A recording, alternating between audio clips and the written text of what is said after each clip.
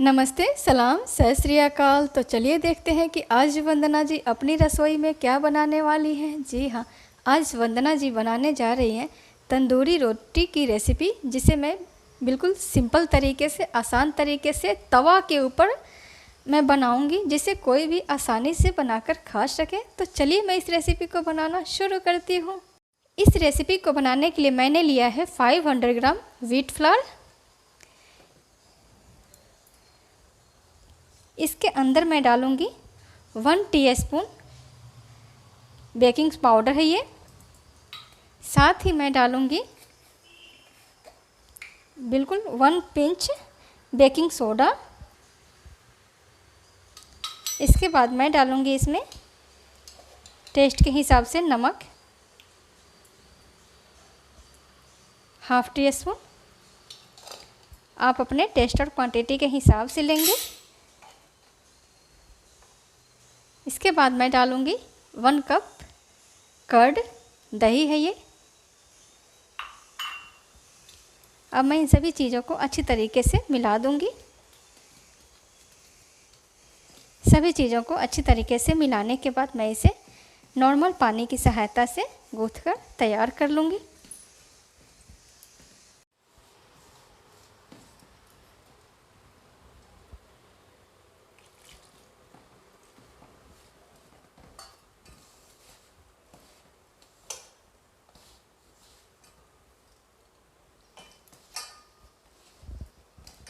जितनी पानी की आवश्यकता हो उतने ही पानी का इस्तेमाल करें। सॉफ्ट डो लगाना है, बहुत टाइट और हार्ड डो नहीं लगाना है। जिस तरह से रोटी का डो लगाते हैं ना, उस तरीके से ही तंदूरी रोटी का भी डो लगाकर रेडी करना है। मैंने डो लगाकर रेडी कर लिया है, आप देख सकते हैं। अब मैं इस स्टेज पे डालूँगी आटे के अंदर लगभग 2 टीस्पून ऑयल। ऑयल के साथ मैं आटे को अच्छी तरीके से सान कर रेडी कर लूँगी। मैंने आटे को अच्छी तरीके से डो लगाकर रख दिया है। अब ये बिल्कुल रेडी हो चुका है। तो अब मैं इसे ढक के 1 घंटे के लिए छोड़ दूँगी।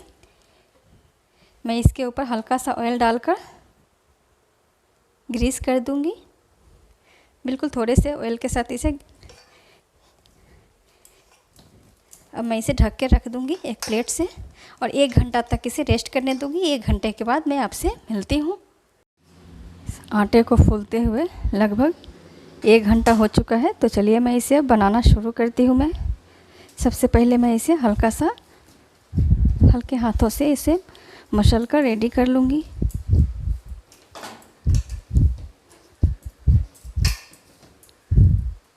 इसे मसल कर रेडी कर लिया है। अब मैं इसमें से एक बॉल के साइज़ का इतना बड़ा रोटी, जिस तरह से रोटी बनाते हैं ना, उस तरीके से उससे थोड़ा सा बड़ा लोई तोड़कर तैयार करना है। लोई बनाने के बाद मैं इसे ड्राई आटे के साथ डस्ट कर लूँगी। डस्ट करके मैं इसको हाथ से ही थोड़ा सा बड़ा रोटी के जैसा बनाकर रेडी कर लूँगी। इसके बाद मैं हल्का आटा और स्प्रिंकल करूँगी। स्प्रिंकल करने के बाद मैं बेलन की सहायता से इसे बेलकर रेडी कर लेती हूँ। मैं एक मोटा सा रोटी बनाकर रेडी कर लिया है, आप देख सकते हैं। अब मैं इस स्टेज पे इसके ऊपर डालूँगी हरा धनिया, कोरिएंडर लीफ। कोरिएंडर लीफ डालने के बाद मैं इसके ऊपर डाल दूँगी ऑनियन सीड, कलौंजी। आप इसकी जगह पे काला वाला तिल जो होता है ना, सेसमी सीड, उससे भी आप डालकर बना सकते हैं। अब मैं इन सभी चीज़ों को डालने के बाद दोबारा से बेलन से इसे बेलकर रेडी कर लूँगी। मैं इसे ओवल शेप में बना रही हूँ, आप चाहें तो राउंड शेप में भी इसे बेलकर तैयार कर सकते हैं। मैंने इसे हल्का सा और बेलकर रेडी कर लिया है, आप देख सकते हैं। इस तरह का थिकनेस इसके रोटी के पास होना चाहिए।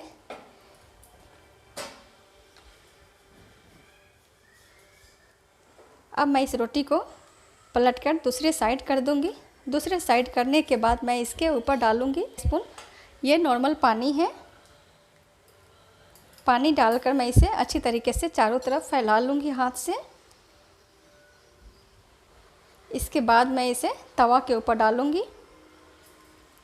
मैंने तवा को पहले से ही गरम होने के लिए रख दिया हुआ है। ये बिल्कुल अच्छी तरीके से गरम हो चुका है। तो अब मैं इस रोटी को उठा के तवा के ऊपर डाल दूँगी और डालने के बाद इसे अच्छी तरीके से दबा दूँगी ताकि ये अच्छी तरीके से तवा के ऊपर चिपक जाए।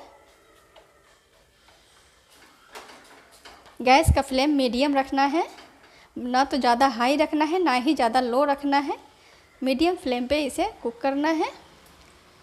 इसे एक साइड से 1 से 1.5 मिनट तक इसे एक ही साइड से कुक होने दूँगी। रोटी को एक ही साइड से कुक होते हुए लगभग 1.5 मिनट हो चुका है। अब मैं इसे पलटकर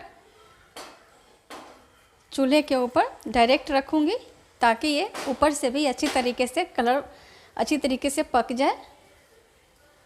इस तरीके से सेकना है। बहुत ज़्यादा चूल्हा फ्लेम के ऊपर सटाना नहीं है। फ्लेम से थोड़ा डिस्टेंस बना के ऊंचाई पे हल्का सा ऊंचा रखना है।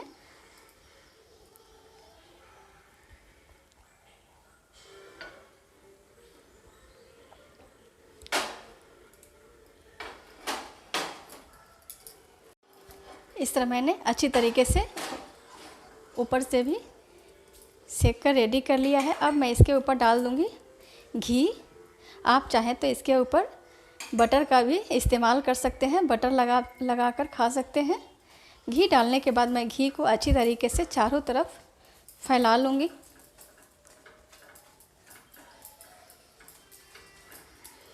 घी को मैंने अच्छी तरीके से चारों तरफ फैला लिया है।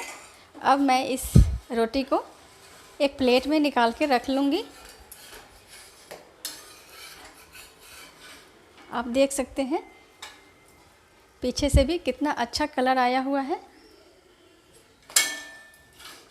अब मैं इसे प्लेट में डाल लूँगी और इसी तरीके से दूसरा रोटी भी बनाकर रेडी कर लेती हूँ मैं। इसी तरीके से मैं दूसरा रोटी भी डाल देती हूँ और इसे भी सेम तरीके से जैसे पहला रोटी जैसे बनाया था मैंने 1.5 मिनट तक इसे एक साइड में कुक होने दूँगी। फिर इसके बाद मैं गैस के फ्लेम के ऊपर डाल के इसे ऊपर साइड से भी अच्छी तरीके से कुक कर लूँगी। एक साइड से कुक होने के बाद मैं ऊपर से भी इसे गैस के फ्लेम के ऊपर डालकर अच्छी तरीके से पका लूँगी दोनों साइड से। इस तरह मैंने दूसरे तंदूरी रोटी को भी दोनों साइड से कुक करके रेडी कर लिया है।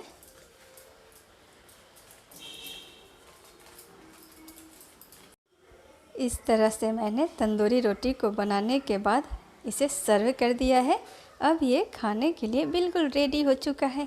ये तंदूरी रोटी खाने में बहुत ही ज़्यादा tasty, super delicious and super healthy बना हुआ है क्योंकि मैंने इसे व्हीट फ्लावर के साथ बनाया है। आप चाहें तो इसे मैदे के साथ भी बनाकर रेडी कर सकते हैं।